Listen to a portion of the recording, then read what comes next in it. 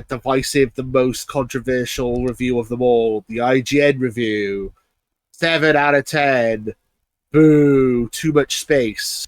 Too much water in space. Too much space water. I'm just going to go through this review, and I've taken some highlights off it. So, IGN, I think it's a bit scathing compared to GameSpot, which is the next one.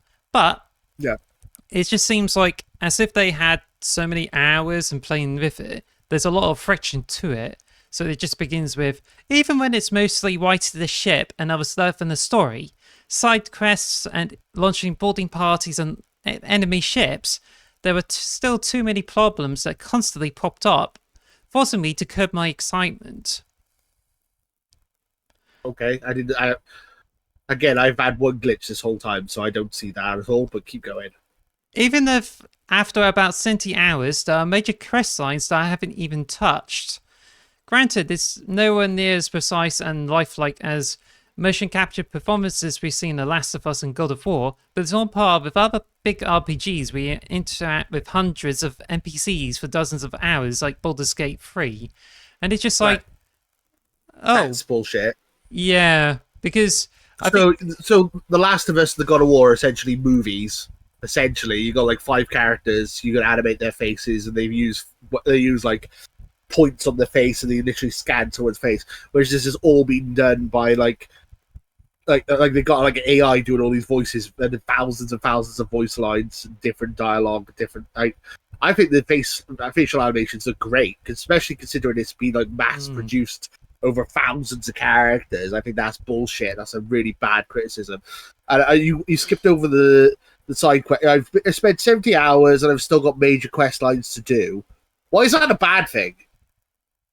I don't understand. I'm sure like you got loads to do in the game. That's a good thing, right? I don't understand that at all. Well, this just assumes like, oh, I've been exploring everywhere, and it shows like I'm not interested in the major quest lines, but it just seems like, well, you should be able to check out the main story and other quest lines to see if they're good. But if you just go exploring this whole thing and then you review the game with 7, it's just like, what's the point? Well, if you've not finished the main quest line, I've heard other reviewers say that the main quest took them about 20 hours to do. So if you haven't finished the main quest, then I don't respect your review. I'm sorry, you haven't finished the game, so I'm going to respect your 7 out of 10 there. I'm sorry, you haven't even finished the game there. So not to mention the people doing reviews and gameplay footages are such terrible players anyway. So yeah, I mean, I think it's the guy who wrote this review was called Dan Stapleton. I think that's who it was. I don't know him. He might be a nice guy. I just don't think this is a very good review. I'm just gonna be honest, and I'm allowed to have an opinion. He probably thinks that I'm an idiot because like, oh, who's this guy? Some random YouTuber. But you know, it's like I personally don't agree with a lot of the stuff he says. But let's keep going. Let's keep going. There's so much to cover. The biggest fundamental contradiction within Starfield's design is that while this is a galaxy-spanning adventure with literally hundreds of worlds you can land on and explore, it can feel extremely small when each of them is separated by little more than a thankfully brief loading screen. While you can walk across the Elder Scrolls or Fallout world without ever fast-traveling, in Starfield you can't go anywhere without fast-traveling. Necessarily true. I mean, as I was saying earlier, like love Skyrim, love Fallout, but how often do you walk into a building or you go into a cave or something and there's a loading screen in Elder Scrolls and Fallout? There's loading screens everywhere in Elder Scrolls and Fallout. Has he forgotten those games? Like, have you not played those games recently, mate? Like, those games are full of loading screens. And okay, fine. Yeah, it's not as seamless as I would like. I would like it to be more seamless. I do think it is a downside, but I personally, for the like loading into a house in Skyrim or loading up to a giant planet, I think I can forgive loading a planet a bit more than loading up a house. To be honest, it's like it's a massive planet you're exploring here, and you only have to hit one massive loading screen. I don't understand the issue, and it also. You say you flash travel everywhere. You could just literally drop yourself on a planet, just keep walking for ages and ages and ages. Well, it'd be boring, and then there'd be nothing to do. But you don't have to fast travel all the time. Well, actually, the maps you go into for the planet are procedurally generated. Yeah. So you're just like So even if you just drop into the whole world, you just only like have a few things to do, and then you have to go through the loading screen to go somewhere else to generate new structures and everything. Also, bear in mind that planets can only hold at least 4 landing zones, so you do have to go through so much maps and lots of loading screens. But even if you stay in the whole world, there's certain landmarks that there's no loading screens where you interact with those. Or if you go into some stations or caves, expect loading to get into them too. There is fast travel. I admit there is some, but I think you can go a good couple of hours without doing any fast traveling. If you find if you're like on a long mission, or you find a planet you like exploring. Like if you want to explore New Atlantis, you don't have to go on a fast travel system for that. You can literally just walk around New Atlantis and you don't have to fast travel at all. It's a big city. I don't know. I find it a bit. When I'm putting in perspective to other games, like I love Skyrim, love Fallout, but it's like you've got these cities in Starfield that are almost the same size as like a whole game essentially, and you can just walk around them, or planets you can just walk around, and they don't get any credit for that just because it's not all seamlessly connected to each other. When it's a massive galaxy, of course it's not going to be seamlessly connected. Whatever. Anyway, so keep going. To avoid becoming overloaded, you constantly need to transfer the weapons, spacesuits, materials, and alien goo you collected between your inventory and your companions, or from your ship's cargo hold, but maddeningly, you can't view the contents and capacities of both the giving and receiving container at the same time. You're just blindly dumping things out of one until you get a message saying the other was full. All the while, much of the screen is wasted on the overly large image of an item. It's a bizarre and aggravating step backward from Fallout 4, and the kind of thing they expect modders to remedy within the week of launch. I mean, is there a mod for that? And there probably is a mod for it already, I imagine. But being overclumbered is actually really annoying. I kind of agree with that. That's like the most annoying thing is being overclumbered. Saying that, you can still play the game well overclumbered, and it doesn't really affect you that much. The only issue you really have is that if you run, your O2 goes down, and it can eventually give you like a bad cough or whatever. Because I had a bad cough because I was overclumbered for so long that I messed my lungs up. I had a bad cough for like a week in the game. But it's like, apart from that, if you have a jetpack, you can just jetpack around, and it's not too bad. It is annoying, but also I just found out this morning in the lodge, so like the lodge area, you have a bedroom. In the bedroom, you have a safe that has infinite storage. That's how I've been storing all those resources and weapons, so I can go into the research room downstairs with all the resources to do research, build weapon mods, and spacesuit designs. It's that simple. And you said you could put if you're overclumbered, you can give stuff to your companions, which you have a lot of different companions, which is good. You put them in your ship cargo hold. You have a captain's safe as well. I think overclumbered is annoying. I admit that it is a problem, but I think there is workarounds. I think there is ways around it. It's not the end of the world, honestly. It's not really a huge deal, just as long as you learn how to walk, because that's how you build up your oxygen. Also, bear in mind that there seems to be no absolute limit, unless this goes into like 3,000 or some sort like that. But I've been carrying like a mass of 2,000 on me, over 200, and yet I can still navigate around the Atlantis. The only issue is that the only thing I can't do is doing fast travel, and it just kind of buggered me up on like certain planets because you have to walk all the way back to the ship, and it would waste a lot of time. Yeah, that is annoying. It is annoying you can't fast travel when you're overclumbered, but I get that. It's an issue that, again, this is like a Bethesda issue in general. I remember playing Skyrim back in the day and being overclumbered all the time. Like, I gotta throw away 6 of my rolls of cheese. God damn it. I gotta always be overclumbered. Yeah, exactly. I'm always overclumbered in these type of games all the time. So it is annoying. It's just a Bethesda problem. They need to fix that in general, I personally think. The big image and not being able to tell what's going where, I guess that's an issue. I never really thought of it that way. It felt very similar to playing Fallout 4 and Skyrim to me. I didn't even really think about the big images and all that stuff, to be honest. None of that even crossed my mind until you just said it. Anyway, but yeah, what do you think of Overclumbed? Do you think that's an issue, or you seem to be cool with it? Yeah.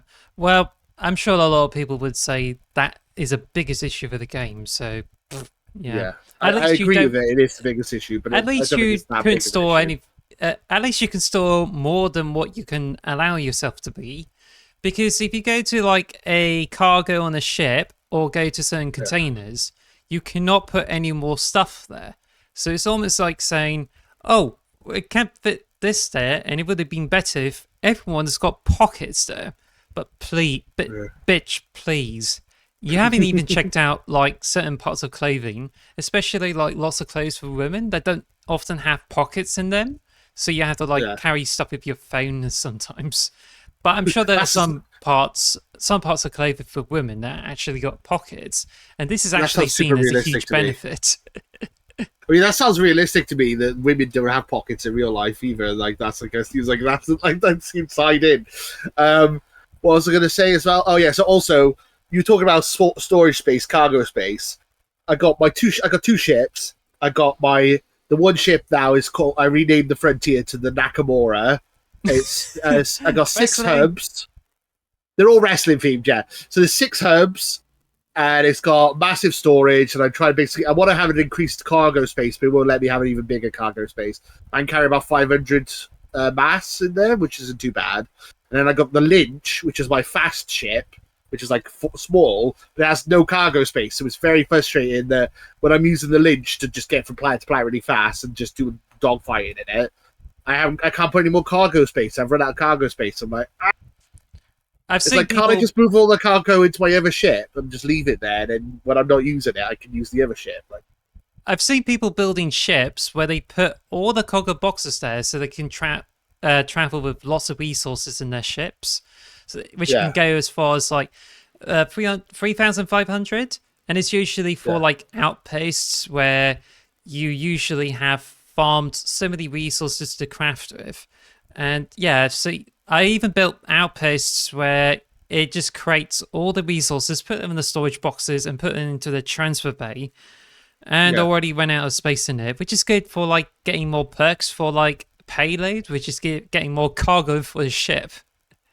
But how many outposts have you built? Because I've only built 1 so far. 5.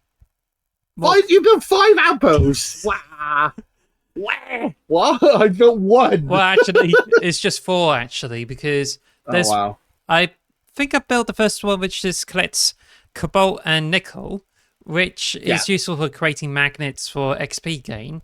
I tried to build another couple of outposts on another planet and its attempt to get iron and aluminium, but didn't really work out. But I found out you can just like build outposts on separate planets in, I think it's in the Olympus system, and I just got one for iron and one for aluminium. But when I get those required resources for building all of the essentials, you pretty much like get all the rigs, gets into a lot of storage, and then you can put it into the transfer thing, and then you put in the ship if you have a launch pad. That's awesome. I need to do that.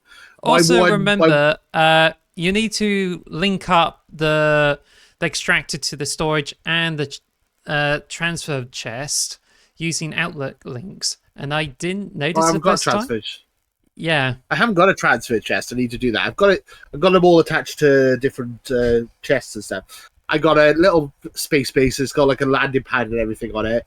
That's another reason. Like that's why I got 2 ships. I got the Lynch and the Nakamura. The Lynch can fit on the launch pad, but my Nakamura ship can't fit on the launch pad because it's too big. So I'm like, I need my little ship just to fly there. Anyway, mine collects aluminium and water. I think those are the 2 materials I'm collecting from that one planet. I'm on the cowboy planet, whatever it's the Frontier. Yeah, I got my little outpost like a couple of miles away from the Frontier on top of a mountain, looking down at the Frontier. It's pretty cool. And guess who I left there? Which crew member I left on that planet on his own to be left by himself? What's that? Never be seen again. Oh, your adoring fan, is it? Yeah, I left the adoring fan. It's like, I knew I'd find a use for you. I'll just leave you on this planet on your own, looking after this. Bye. I found a good use for the adoring fan. Who knew? The game's got some memes associated with it.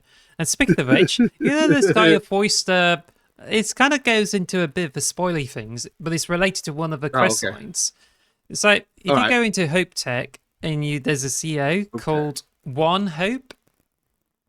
Right, okay. He's voiced by, I imagine he's voiced by the same guy who voiced the Imperial Guards in Oblivion. Oh, I love it. Stop there, Imperial scum. You are under arrest. Yeah, so should we get back to the... We've kind of got off topic here. Were we on the reviews? We've lost track. Overclubbered. I think Overclubbered's a bit of a pain in the ass, but it's not the end. I don't think it's worth deducting 3 points from a 10-point score because you can get Overclubbered. I don't think that's that much of a big deal. So there's one part... There's one part of the main quest that's pretty repetitive too. You're sent to investigate a series of ancient structures, and it's annoying that what you do inside each one is completely identical. The wards are different and enticing enough for me to want to chase them all down, at least, but after the first few, I couldn't help but wish the Bethesda's designers had taken some inspiration from Breath of the Wild when it came to creating different puzzles for each one. I don't even know what he means by that one. So, you collected artifacts, you go and find the artifacts. There's not really a puzzle going into the artifacts, or am I missing something? Well, I think it's just assuming you just grab your laser, might get some materials to collect the artifacts and kill enemies. But I think he's probably expecting too much from games like Breath of the Wild, or even Tears of the Kingdom, where you enter into the dungeon and it usually presents you with the puzzle that you use with your mechanics, and it just assumes if this is the way the temples work, it should apply. The same would apply to Starfield, and they don't have that. So 7 out of 10. So it just seems to be expecting too much from those things. I think comparing Starfield and Tears of the Kingdom is ridiculous, honestly. I feel that they're totally different games. I think Tears of the Kingdom is one of my favorite games of all time now, and I think Starfield's up there as well. Tears of the Kingdom, you're a little elf boy, and a devil guy you trapped is broken free and taken over the universe, and you can go into the sky and the ground will travel, and it's all puzzles and sword fighting and all that. Starfield, you build spaceships, you fly around, and you shoot people. It's not the same game at all. I don't really know how you can compare the two. They're not very similar. They're apart from them both being open worlds, there's not really much else very similar between the two of them. And I think they're both great games, but in different ways. Saying it needs to be more like Tears of the Kingdom is ridiculous. A much better comparative analysis would have been with No Man's Sky or even the Star Citizen, because these are very similar games. But comparing it to Breath of the Wild, it's just probably assuming something that doesn't actually fit within how the game basically works. Starfield is an exploration, where Zelda is all about puzzles in dungeons. So it's pretty much comparing two different strands of gameplay. Yeah, I also was going to say what he's saying here as well, right? The main quest, you do the same thing to get your artifacts, right? If you play Skyrim, you do the same thing to get your dragon shouts. That's literally what it is. You click a button, you're like, ooh, there's a little writing on the wall. You click a button, and then it goes, now you can go through Shrudar. I was like, cool. And then you go to another cave, and there's more writing on the wall. Now you can do, whatever the next shout is. And it's literally they're all the same bloody thing. So I know it's... Anyway, I love Skyrim. Another highlight of Starfield is the sheer variety of spaceships flying through the settled systems, and the fact that they are so modular and customizable made me wish I put more points into starship design so that I could mess up with it more and learn somewhat complicated rules of how to snap the pieces together to form a space-worthy vessel. Now that's a bit positive, actually. And it's actually quite a fun part of it. he stopped moaning for 2 seconds to talk about something nice. Yay! And he also added I like starships. This might be the best unlocking minigame I've ever seen in an RPG, and I put more skill points into it than I probably needed just to gain access to more challenging locks. Oh, the lockpicking minigame's really good, yeah. Yeah, so there's really 2 positives. I enjoy the lockpicking minigame, and I enjoy building space. I literally spent like 2 hours building spaceships last night. Hence why I was just talking about the Nakamura and the Lynch. They were like, basically, I decided to name them after wrestlers and make them. I wanted one which is like basically a flying house, and then the one that's like really fast and nimble. So I just wanted to have 2 different types of ships. That was like my whole idea. So shipbuilding is so much fun. It can be a bit frustrating when you're like trying to build something and it just gives you an error message. It's like, you can't do this. I'm like, why? Why not? It's like, you need a bigger reactor. It's like, I've already got the biggest reactor. What do you mean? It's like, yeah, it's annoying. Like, that could be annoying. But I love it. I love the style. I love the the shipbuilding. Surprised you hadn't got any like criticism with the spaceship building, to be fair. But okay. And there's a conclusion paragraph that it's never a great sign when someone recommends a game on the grounds that it gets good after more than a dozen hours, and that's very much the kind of game Starfield is, and I do recommend it. There are a lot of forces working against it, and a combination of disjointed space travel, non-existent maps, aggravating inventory management, and a slow rollout of essential abilities nearly did it in. So I suppose this is a good time for you to do your rant. Let's rant! Rant! 7 out of 10 is ridiculous. This is one of the most ambitious video games ever made, as far as I'm concerned. It sounds to me like he doesn't know what game he was playing.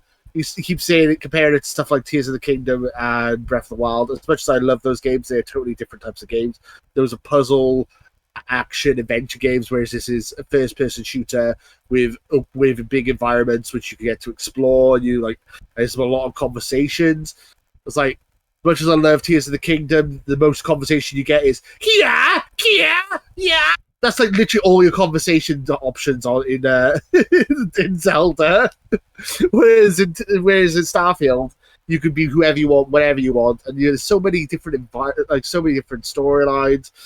And I totally disagree with it takes a couple of hours to get into it. I adored this game from the second I loaded it up. I was really into it. I think if you like a decent, I feel the story is decent. I think the world is really interesting. I think it helps that I'm a sci-fi person over like a fantasy person. I think this world captured me a lot more than the worlds of like Elder Scrolls and stuff, personally, but that might just be personal taste. I do agree with the fact that it could seem a bit disjointed and like there's like the loading screens can be a pain in the ass, but they don't really take away from my enjoyment. Honestly, I think the game is still fantastic in spite of that. Non-existent maps, yeah, it can be a little bit annoying, but if you use the LB button, everything comes up on the screen where you can go and stuff, so it's not that much of a big deal to me, personally, not having the maps. That's something they can add at a later date. Yeah, I totally agree with this. I totally disagree with this review completely. 7 out of 10, I think, is absolutely ridiculous and insulting, to be honest. You can say I think if you've got an 8 or a 9 out of 10, it wouldn't be so bad. But like some games you've given 7 out of 10s to, and some games you've given 8 out of 10s to, are like absolute trash garbage. Whereas this is a phenomenal game that is only going to improve. And I think you've been very harsh giving it a 7 out of 10. I think that's very, very disrespectful and very harsh to a very good, well-designed game, personally. But what do you think? Do you agree with me? Do you disagree? Yeah, so I think, to be honest, it's just like, yeah, it's pretty harsh. And I think it just kind of like sets up a catalyst for like more reviews, like having a bit more negative views of the game, and even people like playing it. But I think, to be honest, like as for the IGN games, it's just like it just doesn't take people who like knows a great deal about like it just seems like as if they just go for the whole appeal of the game, then like focusing on what really makes Starfield really good is the gameplay. But I think there's some like good points in this IGN review. But I think, to be honest, it's just a lot of what is really uncalled for, some sort. And I think I also 7 is a bit harsh, really. I also think that this 7 out of 10 is essentially a clickbait choice. I feel like they've used this because they know people will argue about it, people will talk about it. I mean, we're talking about it now. When would we be talking about the IGN review if they gave it a 9 out of 10 in our show? Would we be arguing about it if it was a 9 out of 10 or a 10 out of 10? No, we wouldn't. I think they've used this to try and get some kind of outrage, outrage culture, get some cheap clickbait outrage culture, yeah. And it's sad to me that they're using they're giving a game there's such a high quality, such a bad score just to get some cheap heat. It's sad, honestly, and disappointing. Thank you for listening to the X Marks the Box podcast. Follow us at X Marks Box on Twitter or X Marks the Box on YouTube. And follow us on all audio podcast services. Thanks for listening.